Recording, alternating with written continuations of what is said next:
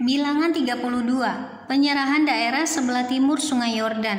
Adapun Bani Ruben dan Bani Gad, ternaknya banyak, bahkan sangat banyak sekali. Ketika mereka melihat tanah Yaezer dan tanah Gilead, tampaklah tempat itu tempat yang baik untuk peternakan. Lalu datanglah Bani Gad dan Bani Ruben dan berkata kepada Musa, Imam Eleazar dan para pemimpin umat itu, Atarot, Dibon, Yaezer, Nimrah, Heshibon, Eleale, Sebam, Nebo, dan Beon.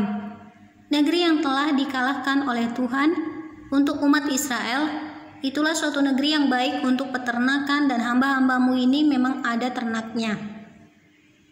Lagi kata mereka, jika kami mendapat kasih-Mu, biarlah negeri ini diberikan kepada hamba-hambamu ini sebagai milik.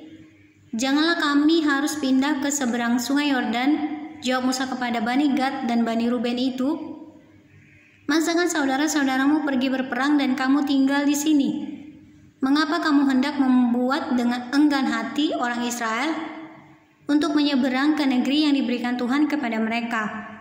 Demikian juga dilakukan bapak-bapakmu ketika aku menyuruh mereka dari Kadesh Barnea untuk melihat-lihat negeri itu. Mereka berjalan sampai ke lembah Eskol, melihat-lihat negeri dan membuat enggan hati orang Israel, sehingga mereka tidak mau pergi ke negeri yang diberikan Tuhan kepada mereka.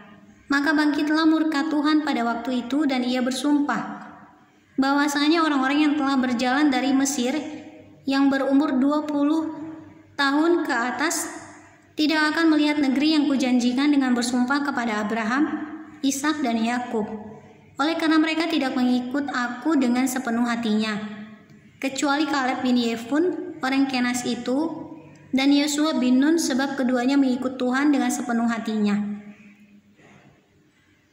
Sebab itu bangkitlah murka Tuhan kepada Israel, sehingga ia membuat mereka mengembara di padang gurun 40 tahun lamanya, sampai habis mati segenap angkatan yang telah berbuat jahat di mata Tuhan. Dan sekarang kamu bangkit, ganti bapak-bapakmu suatu kawanan orang-orang berdosa untuk menambah lagi murka Tuhan yang menyala-nyala kepada orang Israel itu. Jika kamu berbalik membelakangi dia, maka kamu akan lebih lama lagi dibiarkannya tinggal di padang gurun dan kamu akan membawa kemusnahan atas seluruh bangsa ini. Tetapi mendekatlah mereka kepadanya serta berkata, kami hendak mendirikan kandang-kandang kambing domba di sini untuk ternak kami dan kota-kota untuk anak-anak kami.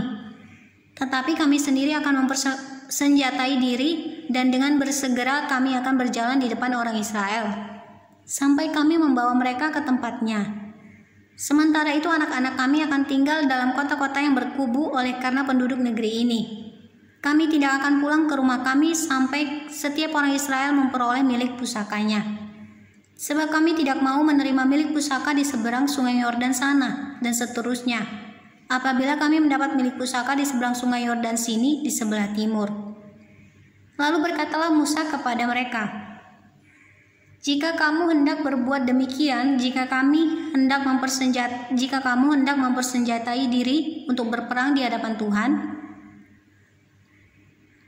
dan setiap orang dari kamu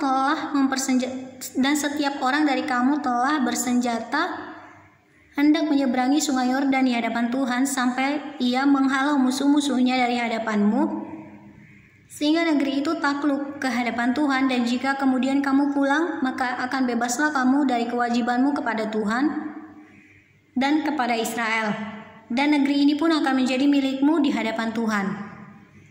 Tetapi jika kamu tidak berbuat demikian, sesungguhnya kamu berdosa kepada Tuhan dan kamu akan mengalami bahwa dosamu itu akan menimpa kamu. Dirikanlah kota-kota bagi anak-anakmu dan kandang-kandang bagi kambing dombamu dan perbuatlah apa yang telah kamu ucapkan.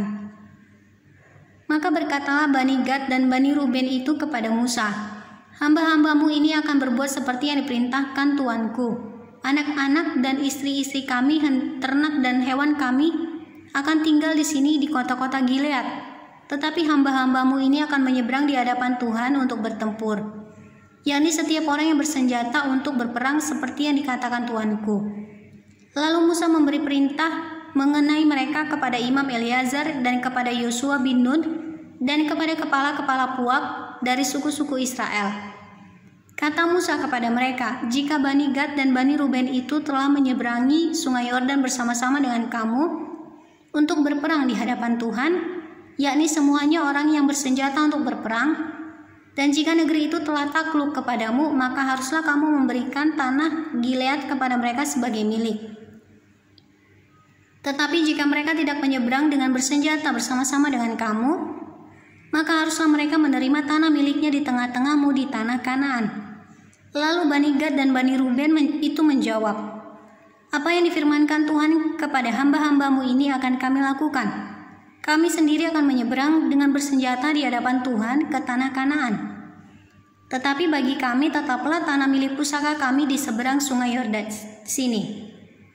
Lalu Musa memberikan kepada mereka, kepada Bani Gad, kepada Bani Ruben, dan kepada setengah suku Manasye bin Yusuf, kerajaan Sihon, raja orang Amori, dan kerajaan Og, raja Basan, yakni negeri mereka beserta kota-kotanya di seluruh negeri itu dengan daerah-daerah setiap kota itu. Maka Bani Gad membangun kota-kota di Dibon, Atarot, Aroer, Atarot Sofan, Yaezer,